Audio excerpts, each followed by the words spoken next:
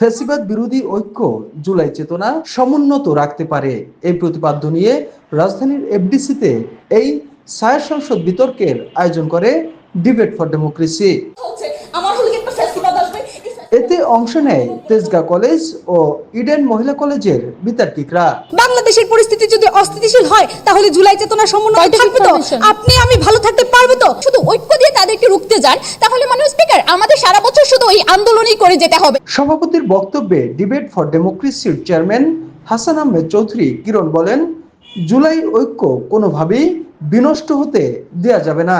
জুলাই আমাদেরকে পুনরায় শিখিয়েছে আমরা যেভাবে স্বাধীনতা অর্জন করেছি, কোনো ফ্যাসিস্ট যদি বাংলাদেশে ফিরে আসে, কোনো ফ্যাসিস্ট যদি বাংলাদেশে অবস্থান করে, সেই ফ্যাসিস্টকে আমরা কিভাবে মোকাবেলা করতে পারি। সুতরাং জুলাইয়ের ঐক্যকে কোনোভাবে আমরা বিনষ্ট করতে দিতে পারি না, জুলাইয়ের ঐক্যকে আমরা বিনষ্ট করতে দেব না। চাঁদাবাজি, মব সন্ত্রাস ও মানুষের মধ্যে আতঙ্ক কাটানোর পাশাপাশি আইনের শাসন নিশ্চিতেও দ্রুত নির্বাচন হওয়া প্রয়োজন বলেও জানান তিনি।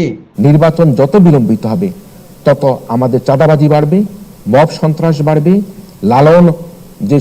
লালন সঙ্গীত বন্ধ করার চেষ্টা করা হবে, মাজার ভাঙবে, চাঁদাবাজি সহ নানা রকম অপকর্ম বাড়তেই থাকবে। নির্বাচনের মাধ্যমে গণতান্ত্রিক ব্যবস্থা ফিরে না আসলে আবারও ফ্যাসিবাদ মাথাচাড়া দিয়ে উঠতে পারে বলে আশঙ্কা করছেন অনুষ্ঠানের প্রধান অতিথি বিএনপির স্থায়ী কমিটির সদস্য নজরুল ইসলাম খান। নির্বাচনটা যদি একটা নিরপেক্ষ সরকারের অধীনে হয়, জনগণের স্বার্থ বা রাষ্ট্রের স্বার্থ সংশ্লিষ্ট গুরুত্বপূর্ণ বিষয়গুলির যদি শুধুই সংসদের মাধ্যমে পাস না হয়ে গণভোটের মাধ্যমে অনুমোদিত হওয়ার বিধান থাকে, তাহলে অনেক সংকট আমরা অতিক্রম করতে পারবো। ছায়া সংসদ বিতর্কে তেজগাঁ কলেজের বিতার্কিকদের পরাজিত করে ইডেন মহিলা কলেজের বিতার্কিকরা জয়ী হন।